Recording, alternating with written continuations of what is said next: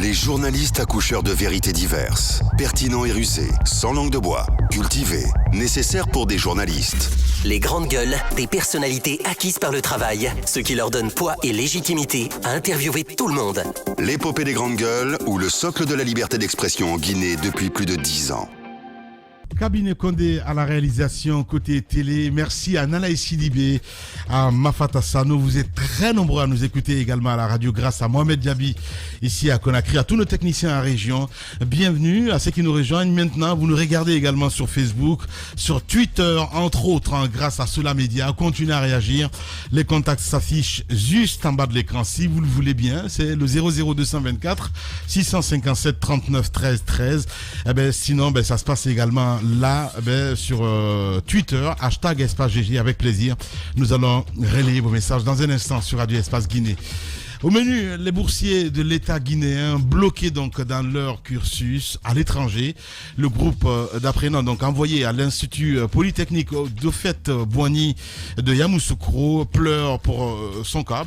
60 étudiants qui devraient donc sortir des écoles préparatoires ont du mal à passer leur concours pour accéder donc aux formations d'ingénierie, et pour cause, les frais de scolarité au compte donc de l'année académique 2020 ne sont toujours pas payés. Il le dit ce matin Jacques Liwaleno.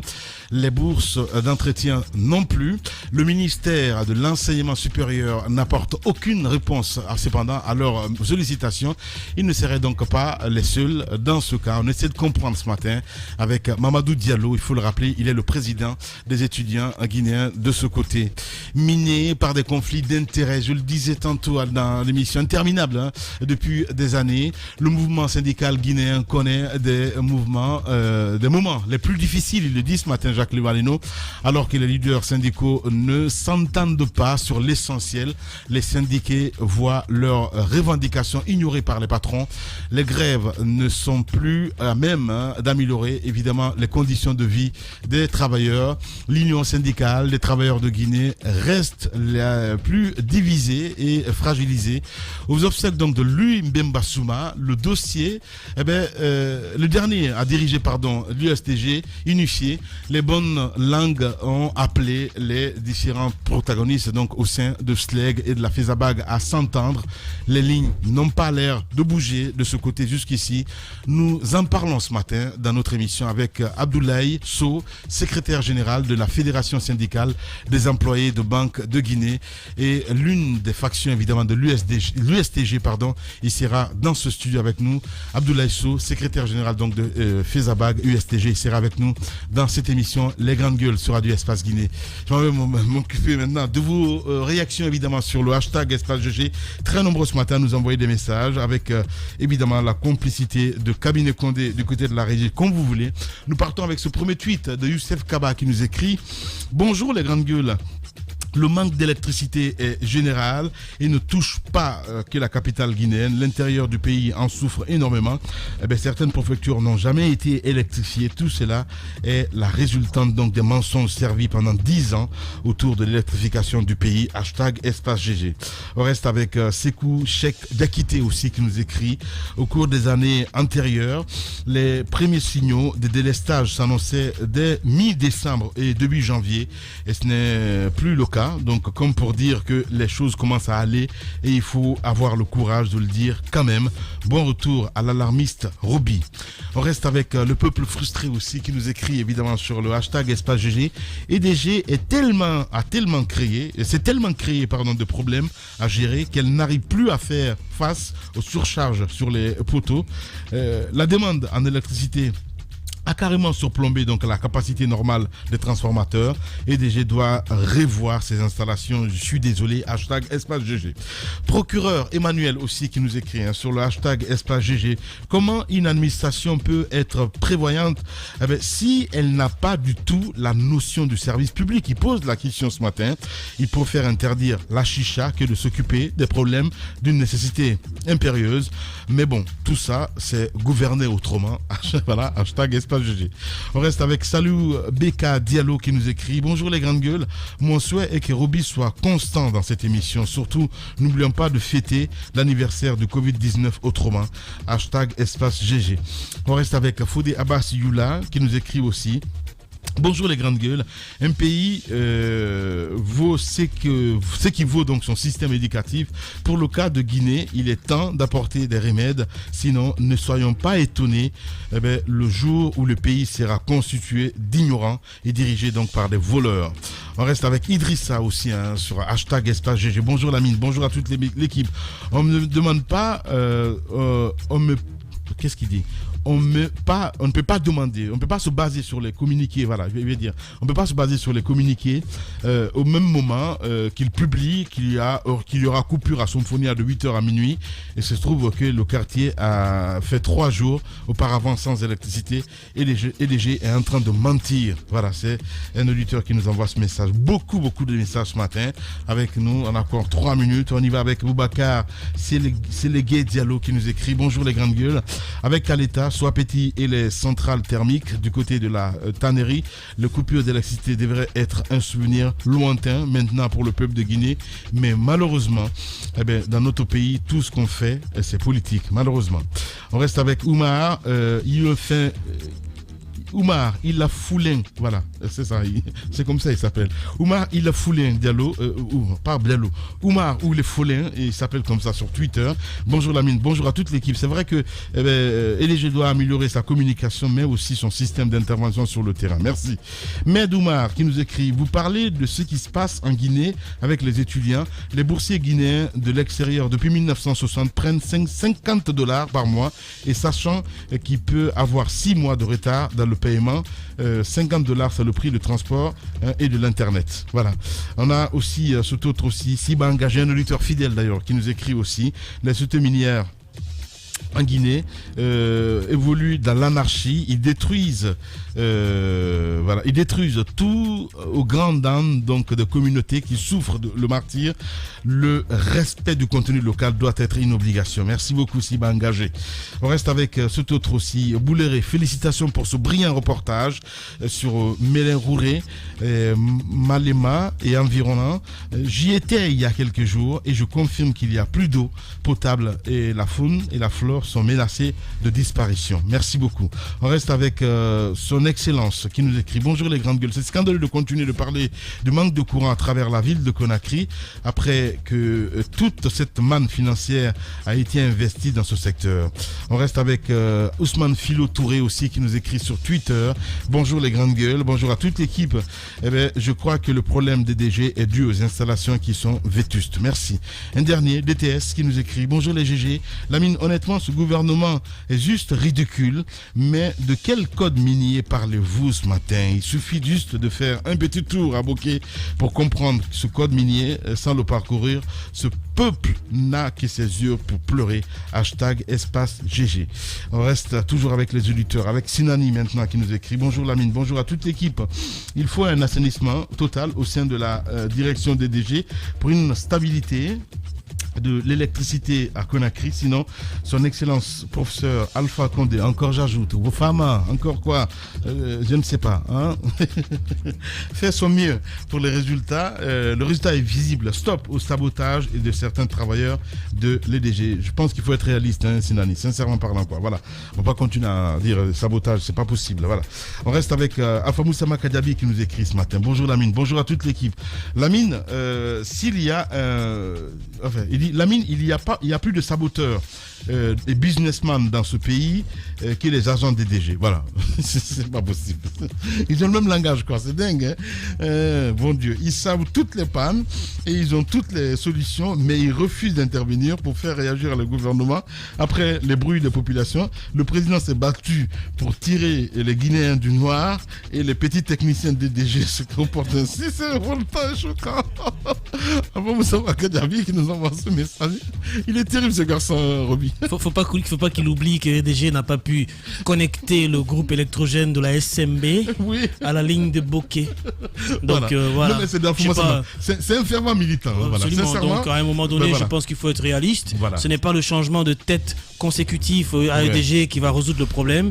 Il faut qu'il y ait un travail beaucoup plus sérieux à l'intérieur, des audits et des punitions. Voilà, la corruption ne s'arrête que par la punition. Cette dame, depuis qu'elle a la tête de EDG, on va dire, ça commence à aller. Voilà. Le ministère. Oui, c'est ça, le ministère. Oui, c'est celle qui a remplacé Talibi. Oui, c'est ça. Oui, bien sûr, évidemment. Il faut faire confiance aux femmes. Attention, attention. Allez, merci. On continue avec les auditeurs, évidemment. Je lis les SMS, les gars. C'est important, voilà. Regarde-moi les bornés, mais c'est pas possible, les gars, arrêtez. Mais il faut faire confiance aux femmes. Moi, c'est pour ça même je demande au président de la République de nommer une femme comme première ministre. C'est aussi simple que ça, sincèrement. Comme Mamakani, entre autres. Et puis voilà, c'est plus simple. Calmez-vous, les gars. C'est pas possible. Allez. Des rap lourds, hein. C'est pas faire confiance aux femmes. C'est pas des petits montants, hein. Celles qui ont des garçonnets avec des lunettes. C'est pas des petits montants, hein. Il n'oublie qu'au royaume des aveugles, les borgues sont rois. Hein? Ça rappelle Djenab Nabaya, c'est ça? Ah ben voilà.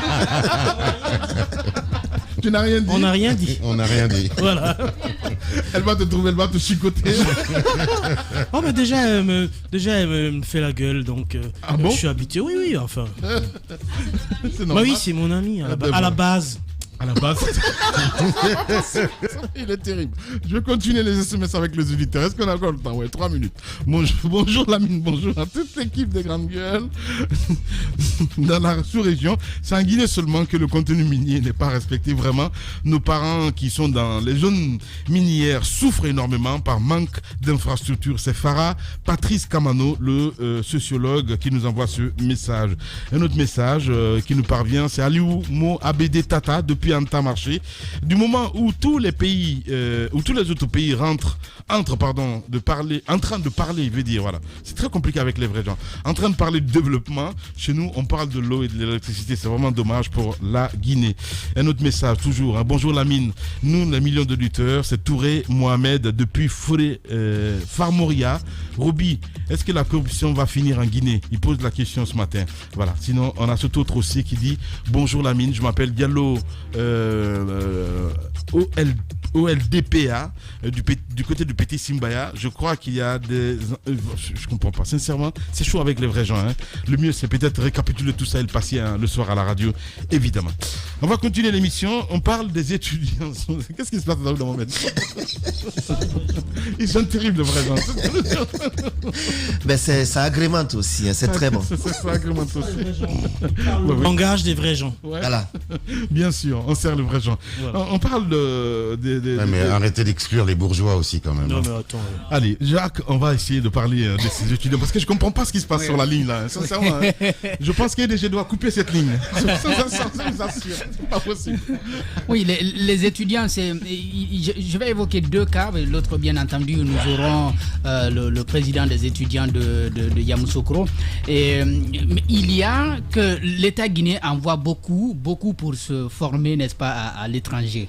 Actuellement, nous avons un groupe ici en Guinée et certains étaient venus, mais ils n'arrivent plus à repartir parce que ils n'ont plus de bourse. Justement. L'État paye pour ceux qui sont bien entendu à l'étranger, que ce soit au Maroc ou en Europe, 5 000 à 8 000 selon les programmes de formation et selon la distance par rapport à la Guinée, selon bien entendu le coût de vie aussi dans ces pays-là.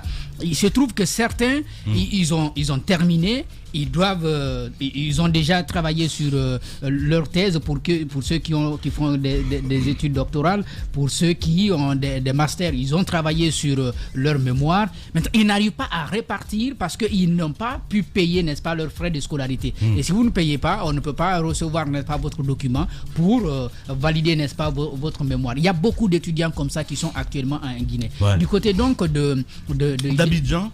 de Yamoussoukro plutôt, en Côte d'Ivoire, il y a le ministère qui a signé un partenariat. Parce que je confonds, moi je me souviens quand on a été récemment, les étudiants sont venus nous voir. Ça, c'est un autre groupe qui est donc du côté d'Abidjan, mais c'est une association très large qui regroupe tous les étudiants ivoiriens. Maintenant, les autres là, ils sont dans un programme un peu spécial. C'était au temps de Yoro Baldé, il a signé un partenariat avec cet institut de Yamoussoukro qui forme des ingénieurs en BTP, en mines, etc. Et c'était de faire en sorte que des étudiants partent de la Guinée par voie de concours. Donc c'est un concours qu'on organisait à Gamal. Les meilleurs étaient sélectionnés pour aller, n'est-ce pas, du côté de Yamoussoukro pour se faire former. Il y a des années d'école préparatoire. Après, vous faites le concours pour intégrer les grandes écoles d'ingénierie. Aujourd'hui, ils n'arrivent plus pour certains à passer ce concours parce que tout simplement, depuis l'année dernière, ça fait maintenant 9 mois, ils n'ont pas de bourse d'études et l'État aurait arrêté de payer les frais de scolarité. Comme ça. Comme ça. Et s'il n'y a pas de frais de scolarité, on ne vous accepte pas. On parle en termes de bourse, par exemple, c'est 30 000 par étudiant, mais pour la formation par mois. Ça, c'est pour les bourses d'études. Mais les frais de scolarité par étudiant, l'État de bourse 1 million et quelques de francs CFA par étudiant, donc par an. Et ils sont pas aussi nombreux. On me parle de 60 étudiants. On dit on veut avoir des ingénieurs pour venir construire la Guinée. Il y a ce partenariat qui a pourtant été apprécié lorsque Yoro Baldé l'a signé. Aujourd'hui, on est en difficulté pour permettre, n'est-ce pas, à ces étudiants de s'en sortir. Voilà, allez, nous allons partir sur le terrain d'où nous attend donc Mamadou Diallo. Il faut le rappeler, il est le président des étudiants guinéens de ce côté, du côté de Yamoussoukro. Les grandes gueules. Mamadou Diallo, bonjour. Bonjour Lamine, bonjour les grandes gueules. Vous êtes le président des étudiants guinéens vivant à Yamoussoukro. Vous avez aujourd'hui des problèmes. Ils sont d'ordre de quoi? Est-ce que le paiement de vos frais de scolarité ou vos bourses d'entretien? Les deux. Alors, quelle explication vous a-t-on donné par rapport à ce retard ou si c'est un manque de paiement carrément? Pratiquement, nous n'avons pas reçu d'explications concrètes par rapport à cette situation. On peut dire que c'est depuis le départ du ministre Yero que cette situation a commencé. Et depuis, figurez-vous, depuis le mois de mars de l'année 2019, rien n'a été payé de notre côté. Que ce soit les frais de scolarité, que ce soit la bourse d'entretien, rien. Et nous avons écrit au ministère, nous avons écrit à plusieurs reprises, nous avons appelé le point focal, la responsable des classes préparatoires du côté de la Guinée pour l'expliquer la situation que nous vivons ici. Mais jusqu'à présent, rien. La dernière fois que je suis rentré en contact avec eux, date du 30 décembre 2020, et la seule réponse que j'ai obtenue, c'était un accusé de réception. Rien, jusqu'à présent, on ne sait pas ce qui se passe. Ils nous disent toujours qu'ils vont s'occuper de cette affaire, mais franchement, jusqu'à présent, on ne comprend rien. Voilà, donc depuis le début de l'année 2020, il faut le rappeler, rien ne se passe de ce côté. Allez-y, Jacques Léwa. Alors, votre interlocuteur du temps de Yoro Baldé, c'était le ministre lui-même ou alors vous aviez quelqu'un d'autre qui vous répondait au département? Qui traitait le dossier. Bien évidemment, il y avait quelqu'un d'autre qui traitait le dossier du nom de Madame Banima, qui s'occupe du dossier au niveau du département du ministère. Est-ce que vous avez pris contact avec cette dame? Et si oui, qu'est-ce qu'elle vous a dit? Comme je le disais tantôt, nous sommes toujours restés en contact depuis qu'il y a eu interruption de paiement. Nous sommes toujours restés en contact avec cette dame. Elle nous met toujours à l'attente. Elle nous demande d'attendre, de patienter, que le ministère va essayer de faire le nécessaire pour nous venir au soutien, mais jusqu'à présent, nous ne voyons rien. Et d'ailleurs, les inscriptions au concours d'entrée en cycle ingénieur ont déjà commencé.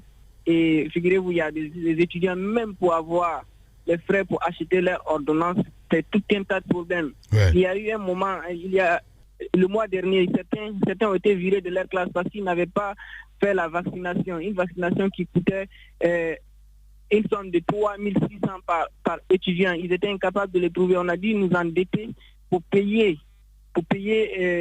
les frais pour qu'ils fassent la vaccination afin qu'ils réintègrent les classes. Voilà, allez-y, dernière question, Ahmed. Oui, quand on sait la cherté de la vie en Côte d'Ivoire, quels sont vos moyens de subside aujourd'hui en Côte d'Ivoire, et surtout quelles sont les difficultés que vous rencontrez concrètement sur le terrain pour pouvoir vivre décemment?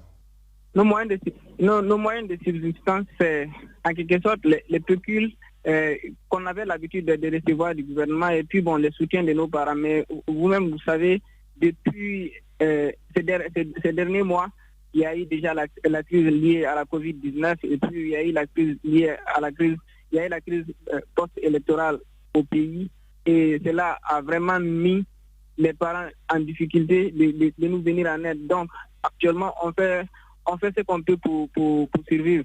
Ouais, je comprends. Allez-y, madame. Cette formation devrait se dérouler en combien de temps? Je veux dire, combien d'années? En fait, la formation est en 2 phases. Il y a déjà la phase classe préparatoire qui dure 2 années, et puis après vous faites le concours d'entrée en classe en cycle ingénieur, et cela vous prend 3 ans. 3 ans. Donc au total c'est 5 ans. D'accord. Merci beaucoup en tout cas, Mamadou Diallo. Il faut le rappeler, vous êtes le président des étudiants guinéens du côté de l'Institut Polytechnique Félix Houphouët-Boigny en Côte d'Ivoire. Les grandes gueules continuent sur Radio Espace. Il se passe dans la vie politique tant d'événements inattendus, bizarres, que la Guinée paraît fumer la moquette. Chez les GG, la politique, vie de société, les grandes gueules, pour l'intérêt de la Guinée. Tous les matins également sur Espace TV. Merci à vous qui nous rejoignez maintenant sur cette chaîne. Mesdames et messieurs, les grandes gueules continuent. Vous voyez à l'écran notre invité ce matin. Je l'adore. J'adore être avec ce monsieur dans ce studio. Abdoulaye Sow, secrétaire général de FESABAG, USTG. Avec lui, nous allons en débattre dans un instant. Est-ce qu'il y a un mouvement anti-Souma en ce moment? On va essayer d'en parler, on va essayer de comprendre ce matin dans cette émission, évidemment, avec notre invité, monsieur Abdoulaye Sow, avec nous dans ce studio. Monsieur Sow, bonjour. Bonjour. Bienvenue sur Espace dans les grandes gueules, ça va? Oh, très bien. Bonne année. À vous aussi, bonne année, et je suis toujours fier d'être avec vous. Merci beaucoup. Oui, c'est un grand plaisir pour moi. Voilà, allez-y. On va pas, ça nous gratte un peu de parler quand même très rapidement de cette question des étudiants très rapidement pour clore peut-être si les autres. Effectivement, vas-y. Il faut dire que c'était un programme porté par le ministre Hiero qui répondait aux besoins, des difficultés que l'État avait à placer les étudiants dans des pays développés, comme on le dit, en Europe, aux États-Unis, parce que là, les bourses, ça devenait beaucoup plus compliqué, ça devenait très cher, ça revenait très cher à l'État guinéen d'amener des boursiers en Europe, en France, etc. Donc il a préféré avoir des collaborations avec des pays africains qui ont quand même des instituts très développés comme la Côte d'Ivoire, le Sénégal, où il a signé des accords, et ces accords-là lui permettaient d'envoyer des étudiants et ça revenait moins cher. Mais je pense que c'était vraiment un sac que lui seul il portait, parce que depuis qu'il est parti, on voit que ça ne continue plus, c'est un programme qui ne continue plus. Mais bon sang de bon Dieu, si vous ne pouvez pas supporter, pourquoi vous amenez les étudiants guinéens dans d'autres pays et vous les abandonnez? Laissez-les au moins ici, avoir notre système éducatif au rabais là. Au moins ils auraient étudié que d'aller perdre du temps là-bas, 1 année, 2 années, et revenir, recommencer. La plupart des étudiants qui ont eu des bourses sont revenus et ils ont recommencé des cycles à Gamal ici. Ça veut dire qu'ils sont allés, ils ont perdu 1 année, 2 années pour rien. Donc je pense que c'est détruire complètement l'avenir des jeunes que de les prendre, leur donner l'espoir que vous allez aller étudier dans d'autres pays, on va payer pour vous, et quand ils vont, ils sont complètement dans la misère. Les parents sont obligés parfois de vendre tout ce qu'ils ont ici pour pouvoir supporter les frais d'études de leurs enfants, parce que c'est quand même une honte que ton enfant puisse aller étudier et revienne et reprenne encore le cycle scolaire dans notre pays. Je pense qu'à un moment donné, il faut arrêter. Ce que vous ne pouvez pas assumer, ne vous engagez pas. Ouais, ben normalement l'État c'est une continuité. Oui, mais enfin, Hiero est parti. Oui, mais justement, mais c'est à ça qu'on assiste. Absolument. Malheureusement, au temps de Hiero, personne n'a entendu un cri de ces étudiants qui sont allés en Côte d'Ivoire ou ailleurs étudier, en Russie, etc. étudier. Mais depuis qu'il est parti, on sent très bien que c'était un programme porté par lui seul, et lui seul. Ouais. Quand même, Ouais, le département devrait communiquer et dire c'est quoi le problème. Parce que Lamine, c'est pas le seul cas. Il n'y a pas que la Côte d'Ivoire. Le problème, c'est qu'ils sont capables de garder les étudiants là-bas et prendre leur argent. Il y a des soucis par rapport aux bourses des étudiants, notamment en Inde, en Malaisie, dans beaucoup d'autres pays. Au Maroc, il y a beaucoup d'autres étudiants guinéens qui sont dans cette situation. Enfin, ce pays-là, c'est juste extraordinaire. On a l'impression que chaque année, on reprend à gérer les choses comme si on n'avait pas géré de par le passé. Je ne sais pas pourquoi c'est les étudiants guinéens qui vont dans un pays ici, aux portes de la Guinée, en Côte d'Ivoire, vivre une telle situation. Pour le cas de l'Inde, on parle de la situation de coronavirus. Mais je pense qu'il faut... C'est des montants qui ne veulent rien dire par rapport à certains montants dont on entend parler dans ce pays. Il faut qu'on arrête d'humilier nos étudiants parce que quand on renvoie un étudiant parce que tu n'as pas payé les frais qu'il faut pour passer un examen, je pense que ça ne donne pas une bonne image. Ça ne donne pas une bonne image du pays. C'est pas seulement les étudiants qu'on humilie, c'est aussi la Guinée. C'est une honte pour nous. C'est l'image de la Guinée. En fait, moi, je dis le problème. Hierro était un excellent ministre. Il faut qu'on se le dise. Pour moi, c'était un très bon ministre. Il a eu des initiatives, comme tu le dis, justement, de couper court avec le fait qu'on envoie des étudiants à des prix extraordinaires, exorbitants, dans des pays en Europe, alors qu'on a effectivement en Afrique des grandes écoles qui mènent et qui forment l'excellence, parce que faire une prépa, puis ensuite 3 ans d'études pour devenir ingénieur en Côte d'Ivoire, c'est l'Institut Polytechnique de la Côte d'Ivoire, il est renommé partout dans le monde, ils ont des partenariats. La Guinée serait bien avisé, et surtout le ministère, que de continuer cela, parce que je pense que derrière le non-paiement des bourses, il y a aussi une espèce de petite revanche. Vous savez, les gens ont l'esprit petit. Voilà, le ministre est parti, donc on va pas continuer son programme, et c'est vraiment dommage. C'est pas une question de personne, on devrait se mettre au-dessus de ça. Ben, c'est la Guinée. On devrait, normalement, c'est le pays qui bénéficie. Normalement, on devrait effectivement avoir l'intelligence de se mettre au-dessus de ça. Malheureusement, ce n'est pas le cas. Voilà. Allez. Vous êtes chez les GG. Le ridicule et la méchanceté sont ses traits de caractère. La haine est un poison mortel dont beaucoup se nourrissent pour vivre. Il n'y a pas d'entrepreneur audacieux qui ne fabrique pas automatiquement jalousie, envie, critique, caricature, diffamation et désinformation. Bienvenue sur Radio Espace Guinée, la radio dont les autres s'inspirent. Radio Espace Guinée. À Conakry sur 99.7, en région à Labé, Kakandé sur 99.7, à Cancan sur 99. Et on parle de vrais gens dans cette émission, évidemment, avec notre invité ce matin, Monsieur Abdoulaye Sow, qui est avec nous, mon cher Jacques Lewaleno. Camarade, bonjour. Oui, bonjour. Alors, comment se porte l'USTG aujourd'hui? Je veux dire, l'USTG dans son ensemble, les deux factions. Ouais. Est-ce que les discussions ont commencé? Parce que vous nous avez donné l'espoir au décès de Lumbemba Souma. On a cru que c'était fini la rivalité. Ouais. Merci. Je vais d'abord corriger une petite chose que j'ai entendue ce matin sur le salaire des fonctionnaires. Ce n'est pas 2% qu'on prélève, c'est 5%. Les 2%.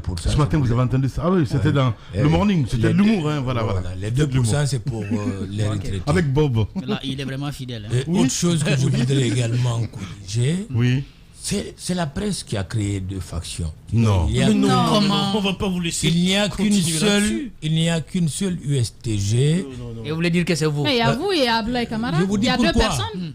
Il n'y a qu'un le secrétaire général de la centrale qui convoque le congrès de la centrale. Et vous savez que Lumbemba, avant de mourir, où il était chez nous.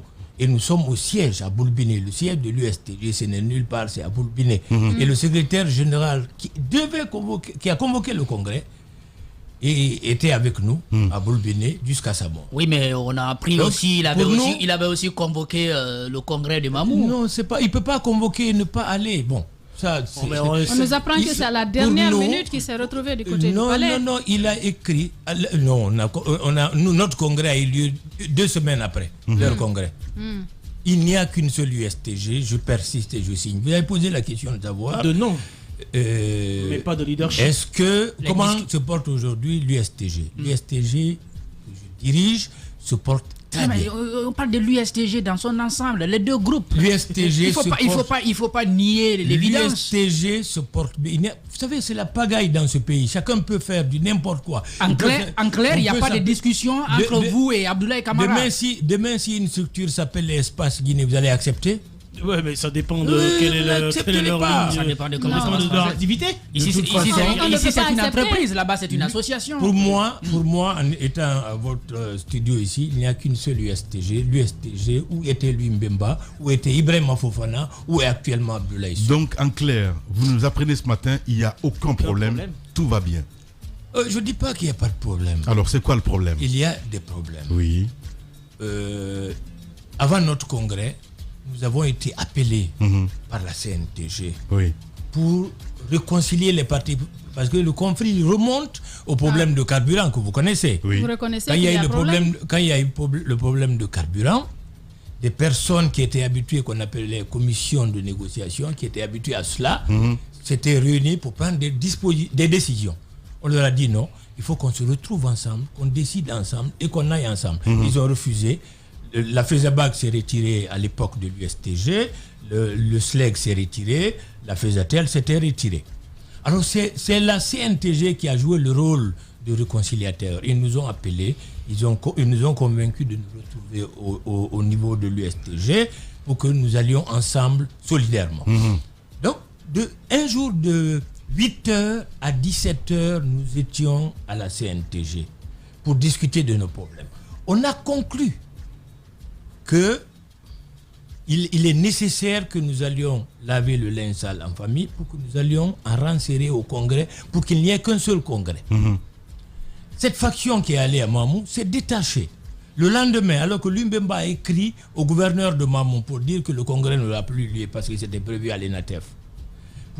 Il a écrit à tout le monde pour dire que le congrès est reporté jusqu'à ce que nous lavions le linge sale en famille, jusqu'à ce que nous soyons réconciliés. Et malheureusement, ils sont partis, ils ont fait ce qu'ils ont fait et qui fait aujourd'hui qu'il y a plus de problèmes. Donc nous, notre USTG se porte très bien. Nous sommes sur le terrain. Alors, je vois ces derniers temps tellement de sorties bizarres. Je parlais tout à l'heure, est-ce qu'il y a peut-être un mouvement lancé anti-Souma? Je parle d'Abakar Souma évidemment. J'ai vu Roméo à la télévision, c'était hier, avant-hier, je ne sais plus, qui parlait de 5, vous dites 5% ce matin en ce qui concerne les salaires. J'ai vu aussi ce monsieur qu'on était censé d'inviter, Tunkara, qu'on était censé d'inviter dans ce studio ce matin. Dites-nous, le mouvement syndical aujourd'hui, c'est quoi le problème? Est-ce qu'on peut dire que c'est Souma le problème en nous regardant dans les yeux à le dire parce que surtout au sein du SLEG. Justement, parce qu'il y a un gros problème. Bon, là aussi, vous comprendrez qu'il y a eu le SLEG qui a suspendu ses activités à l'USTG. Mais il y avait 8 membres. Le SLEG de Souma? Oui, il y avait 8 membres au sein. Vous ne répondez pas à ma question. Allez-y. Vous ne répondez pas à ma question. Est-ce que c'est Souma le problème? Est-ce que c'est Souma le problème? Non, pas du tout. Il n'est pas un problème. Nous, ce n'est pas une question d'individu, c'est une question d'institution. Moi, je ne parle même pas d'individu, je parle d'institution.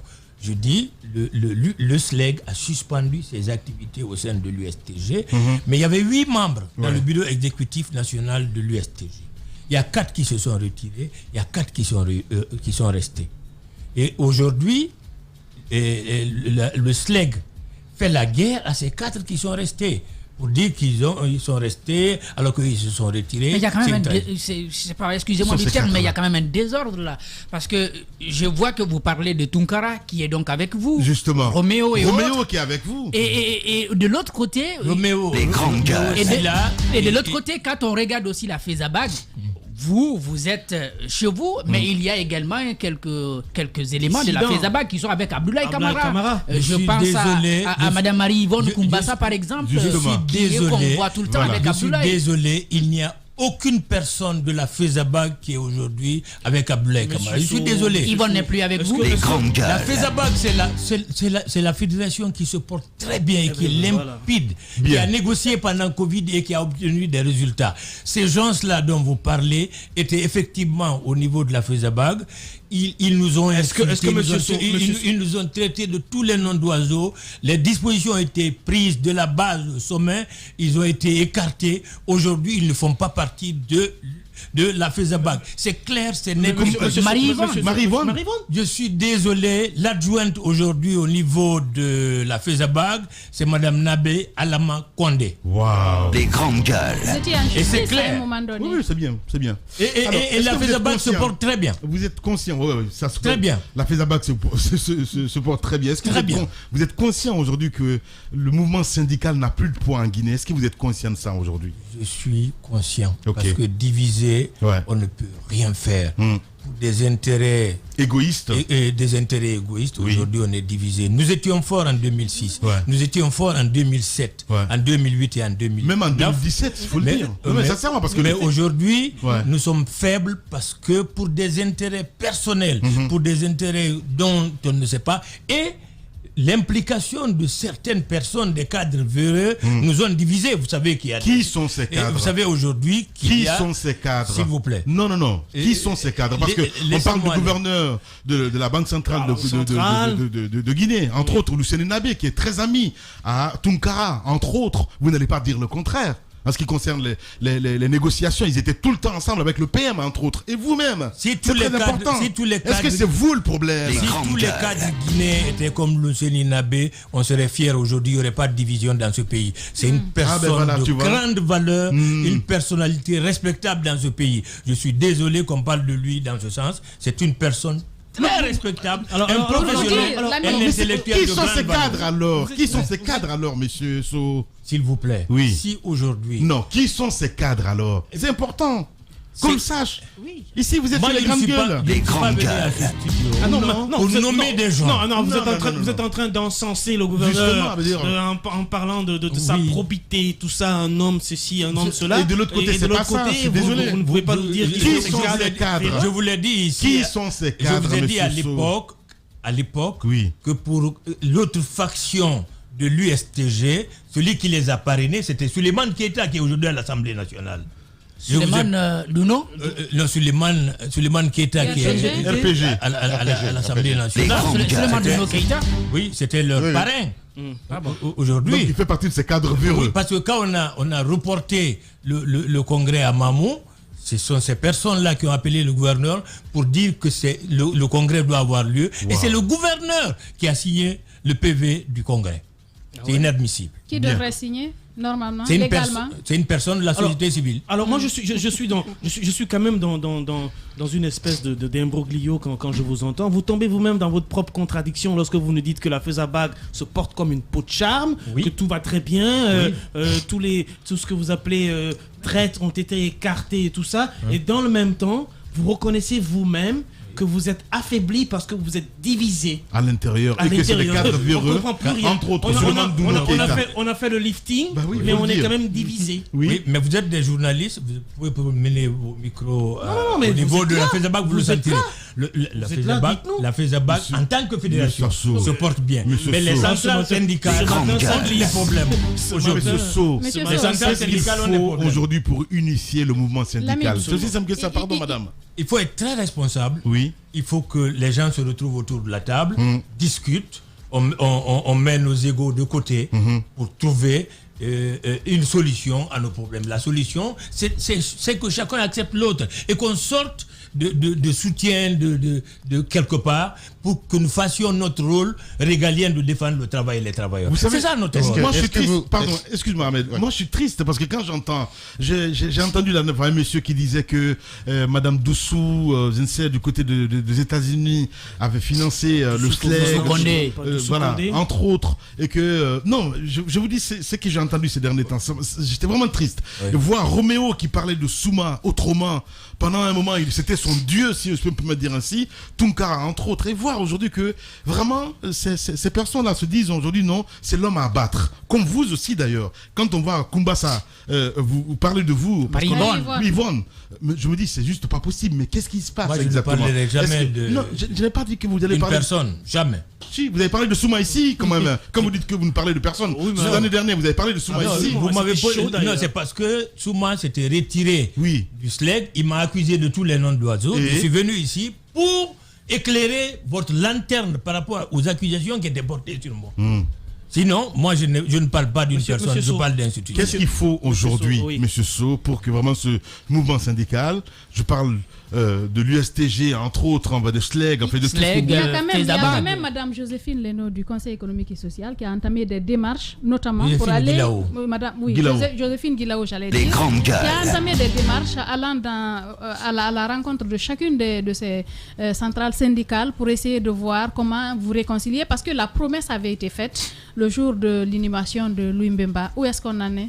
Quand on s'est retrouvé au palais, sous le coup de l'émotion, vous avez eu des pleurs, les gens se sont embrassés. Oui. Parce que vous savez, comme aiment à le dire les marxistes, on ne pleure pas le mort, mais on voit le mort sa propre condition. C'était cela qui a habité les gens. Donc, cette commission a été constituée de Komara, de Mme Guilao, de Dr Woura, de Kaokari, pour réconcilier les centrales syndicales. Ils sont venus nous voir. Le jour qu'ils sont venus nous voir, nous leur avons dit que nous nous sommes disposés à discuter pour trouver la solution aux problèmes qui assaillent aujourd'hui le mouvement syndical guinéen. Nous avons mis en place une commission pour élaborer les TDR nous permettant la réconciliation. Le même jour, à midi, nous étions convoqués au tribunal, à la cour d'appel de Conakry par l'autre faction dont vous parlez aujourd'hui. Nous avons la volonté. Moi, je veux aujourd'hui réconcilier. Si c'est moi le problème, je quitte le mouvement syndical. Ah ouais. Mais s'il y a une autre personne qui constitue le problème, lui aussi, il doit se remettre en cause. Ce qui est important aujourd'hui est que nous mettions nos égos de côté, que nous nous retrouvions en hommes responsables, parce que les travailleurs nous regardent aujourd'hui. C'est les travailleurs que nous défendons. Il faudrait qu'on se retrouve, qu'on se parle et qu'on s'accepte. Mais l'autre partie ne veut pas, parce que pendant qu'on parle de réconciliation, il nous envoie au tribunal.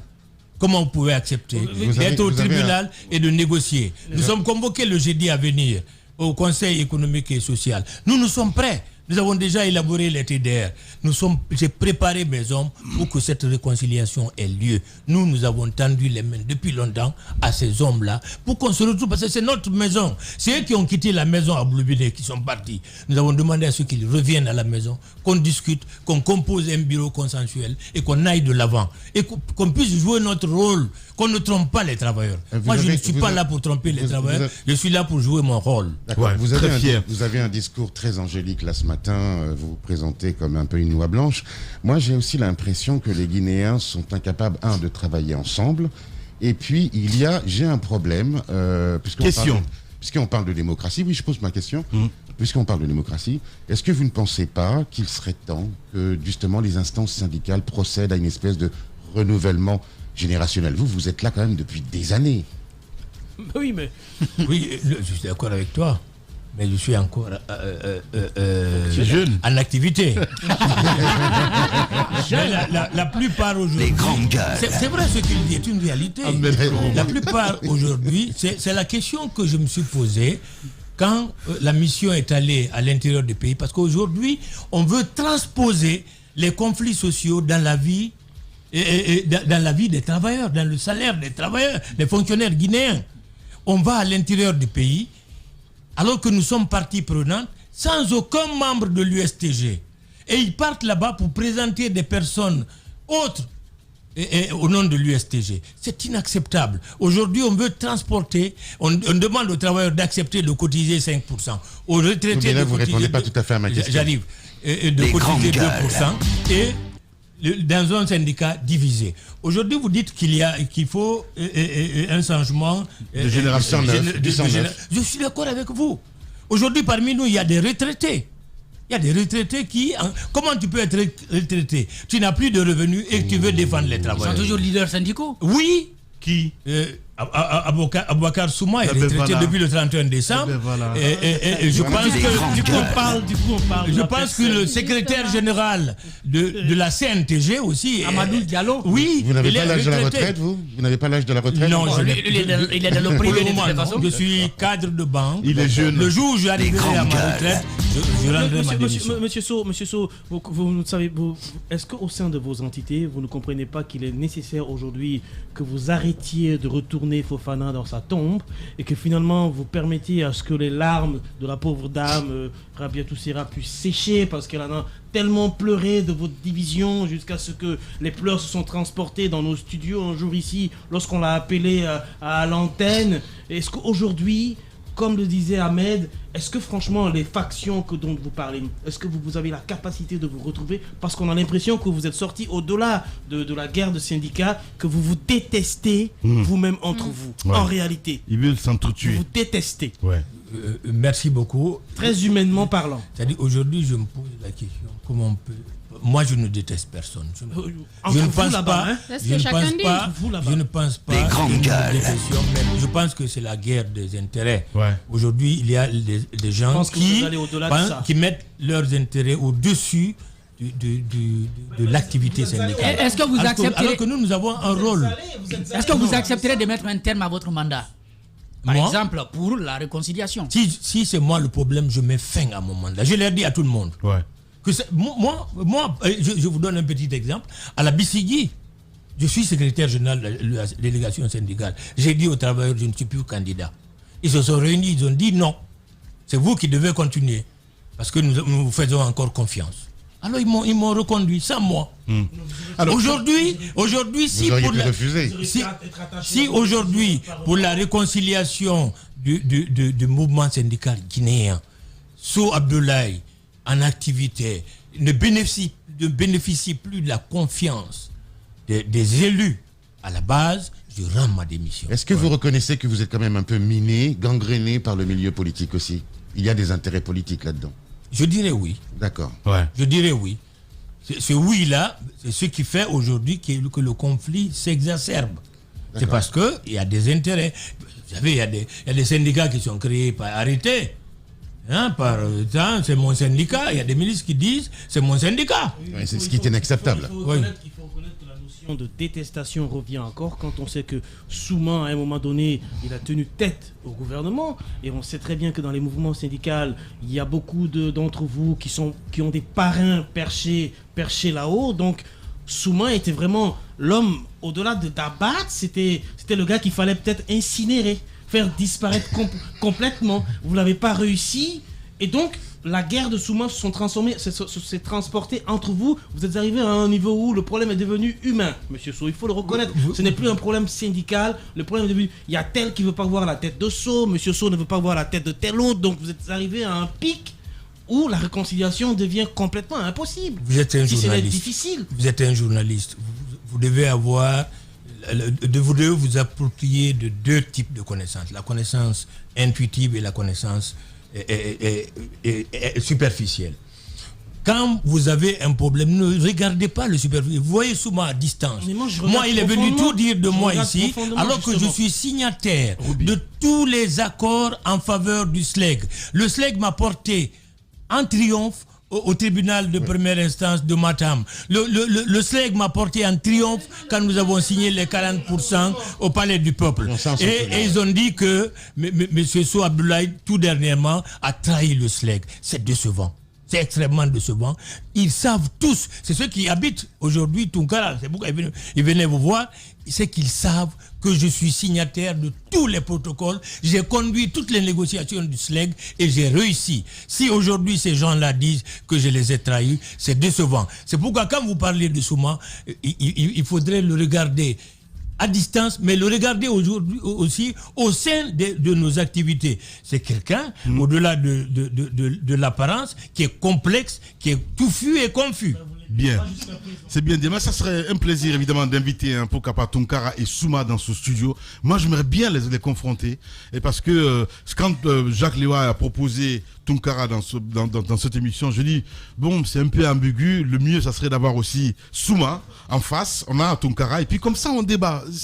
Je pense qu'à un moment il faut qu'on dialogue dans ce pays. En tout cas, si tous les deux ils sont d'accord, demain nous on peut leur passer l'antenne, et puis comme ça ils vont passer dans cette émission. Monsieur Guirassi, oui. Monsieur Guirassi. Et vous, si vous êtes d'accord, on invite aussi Kumbasa ici dans ce studio, comme ça on va essayer de débattre. Non, ça c'est pas possible.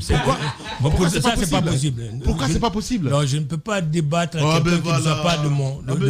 Non, c'est pas possible. Mais non. Ça, c'est pas possible. Mais je suis prêt. Je suis prêt à débattre avec n'importe qui. Avec Souma, entre autres. Avec Souma, avec n'importe quel leader syndical. D'accord. N'importe lequel. Bon. Ici, sur un thème de votre choix. Il n'y a pas de problème. Je suis prêt à débattre. J'ai dit, on va essayer d'organiser ça. Et vous-même, vous allez tirer les leçons. Celui qui va essayer de désister, on informera les auditeurs. Vous êtes prêts pour jeudi? Je vais informer Souma. Souma, certainement, il nous écoute en ce moment. Et j'ai dit, comme ça, on va l'inviter dans ce studio pour savoir un peu ce qui se passe. Oui, vous avez dit dans un premier temps, lui et Tunkara, ou bien lui et moi? Non, j'ai dit si vous êtes d'accord. Moi, je suis prêt. Voilà, entre vous et Souma. C'est plus simple. Voilà, ou bien Tunkara, comme vous voulez, j'en sais rien du tout. On va préparer ça. On va préparer ça, voilà. Préparer, So Abdoulaye est prêt à tout débat et avec n'importe qui. Voilà, même avec Kumbassa. Non. Sauf. Parce que tout simplement. Les grandes gueules. La minute, oui ou non. Un feu roulant de questions avec une seule réponse possible. Oui ou non. Langue de bois, s'abstenir. Langue de bois, s'abstenir. Il n'en a pas l'air ce matin. Je vous ai prévenu. Notre invité, c'est bien sûr M. Abdoulaye Sow. Il faut le dire. Il est le secrétaire général donc de FESABAG USTG. Avec nous, oui ou non, Jacques Lewalino? Oui ou non, M. Abdoulaye Sow, vous avez peur de Marie-Yvonne Kumbassa? Je ne réponds pas à cette question. Oui ou non? Sans réponse. Vous n'avez pas peur d'elle? Vous avez peur d'elle? Non. Ça, c'est aussi simple. Vous savez, c'est son droit, oui, quand même. Vous savez, moi, je ne suis pas prêt. Moi, je ne suis pas prêt à discuter avec des personnes. Non, mais c'est pas discussion. Oui ou non, vous avez peur d'elle? Sans réponse. Sans réponse, voilà. C'est son droit.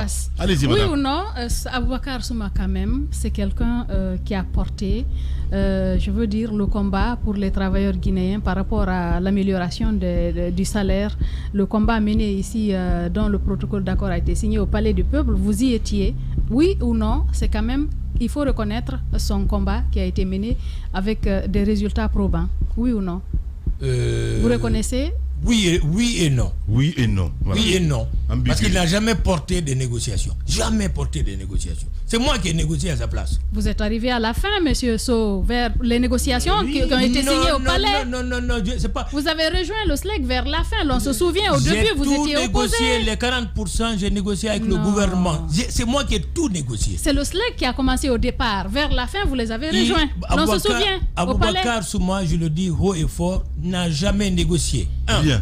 Deuxièmement, prenez tous les protocoles, je suis signataire. Oui ou non? Allez-y, Ahmed Kourouma. Oui ou non, vos querelles de bac à sable nuisent aux salariés guinéens? Oui. Oui. Oui ou non, Aboubacar Souma, la venue de Aboubacar Souma ou son leadership au sein de la SLEG, au sein du SLEG, pardon, a révélé le profond malaise que les mouvements syndicaux nous cachaient il y a longtemps. C'est un syndicaliste atypique. Non, mais est-ce que ça a révélé le profond malaise que vous nous cachez il y a longtemps? Oui ou non? Non. Non. Monsieur Sow, cette caméra vous appartient. Vous avez évidemment 1 minute 30 secondes. Vous allez vous adresser évidemment aux syndiqués, voilà, il faut le rappeler. En tout cas, à tous les travailleurs qui nous regardent à la télévision et qui nous écoutent à la radio. Travailleurs de Guinée, vous devez continuer à nous faire confiance. Nous allons avoir, comme l'a eu nos dévanciers, une hauteur de vue pour nous asseoir autour de la table, échanger de manière très responsable pour trouver des solutions idoines aux problèmes qui assaillent aujourd'hui le mouvement syndical guinéen. Je voudrais également dire aux fonctionnaires guinéens de ne pas accepter que les querelles syndicales se transportent dans leur salaire. Il faudrait qu'ils réfléchissent profondément sur ce qu'ils doivent faire, sur les cotisations qu'ils doivent faire. C'est extrêmement important parce qu'il s'agit de leur vie. Il ne faut pas cotiser aujourd'hui et que demain vous vous retrouvez dans une situation complexe alors qu'on a ôté une partie de vos salaires pour constituer ces fonds qu'on gère. Et il faut se poser la question, qui va gérer les fonds et comment ces fonds seront gérés? Il faut répondre à toutes ces questions avant de s'engager. Je voudrais aujourd'hui rassurer le mouvement syndical guinéen que l'USTG est déterminé pour réaliser cette réconciliation, pour que le mouvement syndical guinéen puisse jouer son rôle d'antan de 2006, 2007, 2008 et 2009. Je vous remercie. Merci beaucoup, M. Sow, en tout cas, d'être passé dans ce studio. Nous allons lancer cette invitation, évidemment, jeudi prochain, ici, dans cette émission, Les Grandes Gueules, évidemment, avec Abdoulaye Sow et Pokapa, Abouakar Souma, qui seront nos invités ici pour débattre. Il faut vraiment mener cette idéologie, je veux dire, en Guinée, à dire, oui, on peut débattre, évidemment, comme ailleurs. Prenez soin de vous. Grand merci à Jacques Léo-Aleno qui a préparé cette émission. Merci à Mohamed Diaby, ici à la radio, à Kabine Kondé, côté télé. Grand merci à Nalaï Sidibé, à Mafata Sano côté régie. Dans un instant sur Radio Espace, vous avez rendez-vous avec la playlist. Sinon, sur Espace TV, c'est évidemment le journal de 20h avec Aïssa Toussané qui va vous servir. Prenez soin de vous. On se retrouve demain. Au revoir.